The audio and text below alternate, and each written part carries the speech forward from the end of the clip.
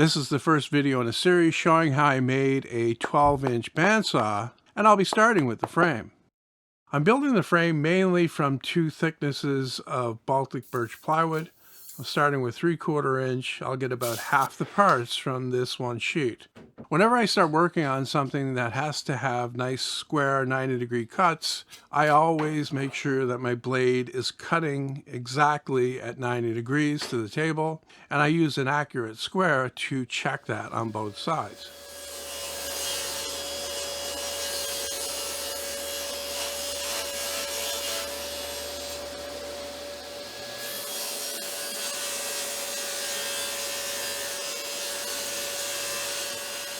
I like to label the parts as I'm cutting them and then put them aside so that later on I don't get confused and recut them again for another part.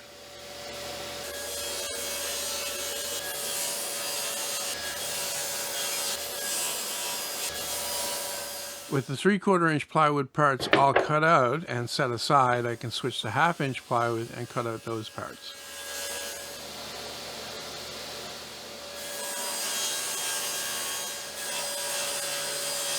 The way I designed this frame is for it to have a box beam on one edge, and that provides the strength that the saw needs to resist bending and twisting.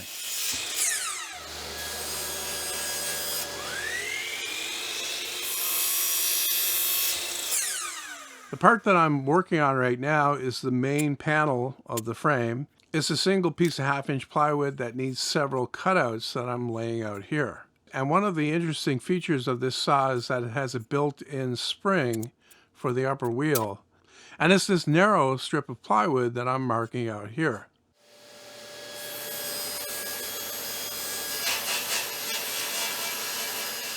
Now I'm going to do the bulk of the straight line cutting on the table saw, as much as I can anyway, and then finish that up with the jigsaw.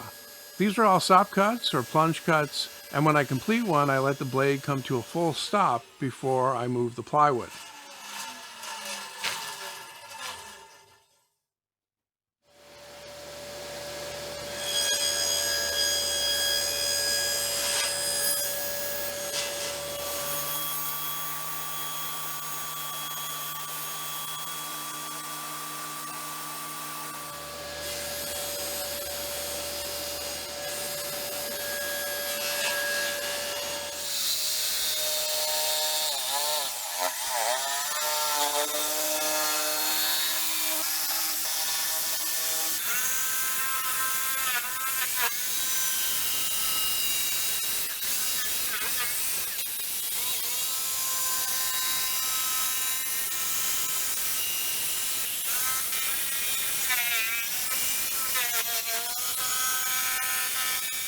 And here's a better look at that strip of plywood that I'm going to be using as a spring that I talked about earlier. With that done, I can move on to drilling the holes, starting with the ones for the bearings. This is actually a counterbore that the bearing will fit in and keep it in place. And to finish it, it needs a smaller hole for the shaft to go through. And I also need to drill smaller holes for T-nuts in 3 places. One is for the upper blade guide adjustment, another is for the lower blade guide, and the third one is for the tilting table adjustment. The hole that I'm drilling right now is in that strip of plywood spring, and that's for a piece of shaft that the tensioning cam rotates on. With the holes drilled, I can start putting it together, starting with that box beam on the edge. I'm using wood glue and 1 1/4 inch brads to hold that together.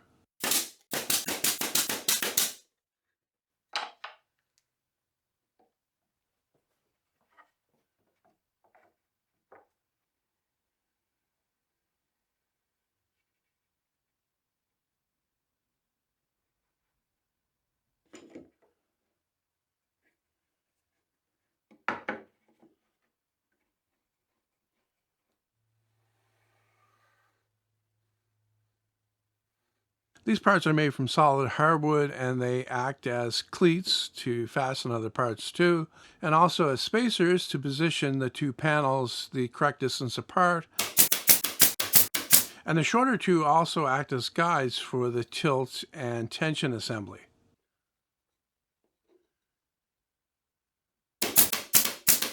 I got a little bit too enthusiastic with the glue and had to scrape that off so that it wouldn't glue that spring in place.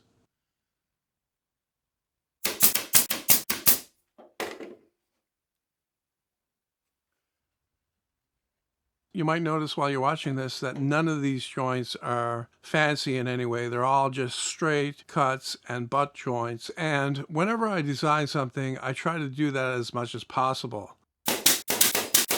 Whenever you add complexity to the joinery, you are probably increasing the strength as well, but you're also increasing your chances of messing up. And often that increase in strength is not actually needed. Another thing that you'll notice that parts stack up on each other to build the frame out to the correct thickness. With the bulk of the frame put together, I can fasten it to the base, but I need to mark a line on there first.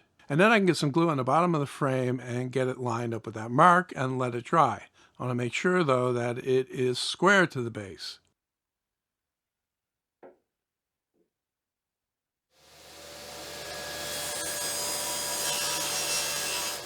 And while it's drying, I can cut out another part. This is the side panel that goes directly below the table.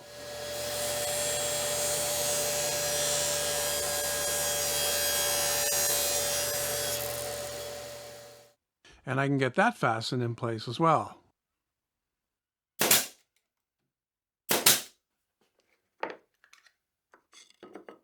This small piece right here is a filler that covers an opening above the left side of the lower wheel. I can also get the T-nuts installed, and to do that I always like to put it in place, mark the holes with the tangs, and then drill those holes out. And that makes it a lot easier to pull the T-nut into the wood.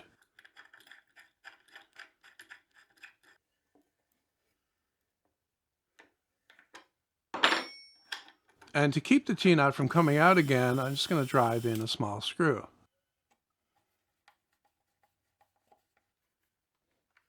While all that was happening, the glue dried on the base, and I can get it tipped over and drive in some 2-inch screws.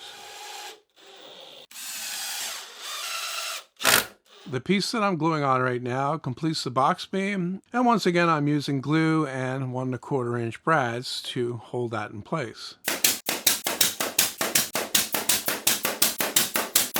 Technically at this point the frame is finished, but I'm going to continue on and make the parts for the upper wheel assembly, starting with the panel that goes directly behind the upper wheel.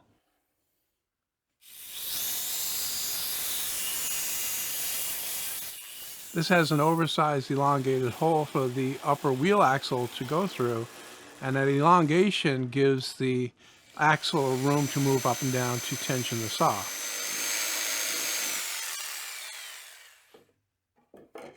The part that I'm making now from solid maple is the upper wheel pivot.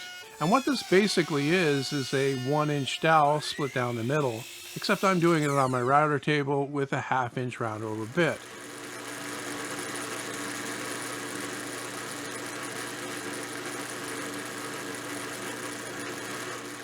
And you can see that this is sized to fit between those guide bars on the upper part of the frame.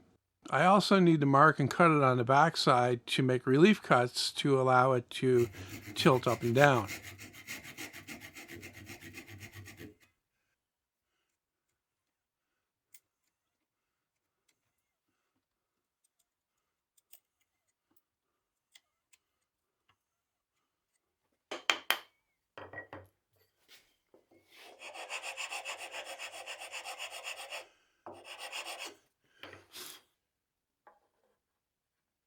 The parts that I'm gluing up here will make the axle mounting block for the upper wheel.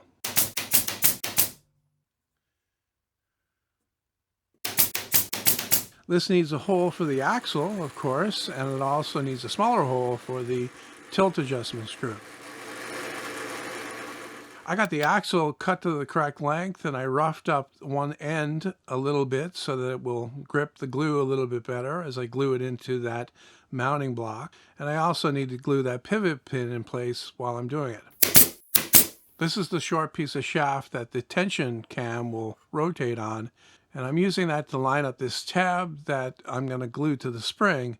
And this tab is meant to keep the spring from twisting downwards as the cam operates. While that's drying, I can get the T-nut installed in the axle mounting block. And this is for the screw that will adjust the tracking. I let the glue dry on the tab for about 2 hours. Now I can pull that short piece of shaft out again so that I can rough it up and glue it in place this time.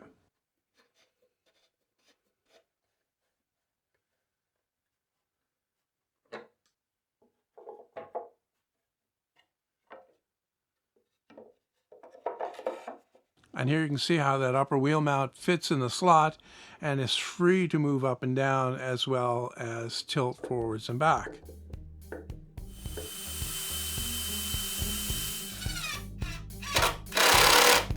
In the next part of this series, I'll be making the wheels for the bandsaw and getting those installed.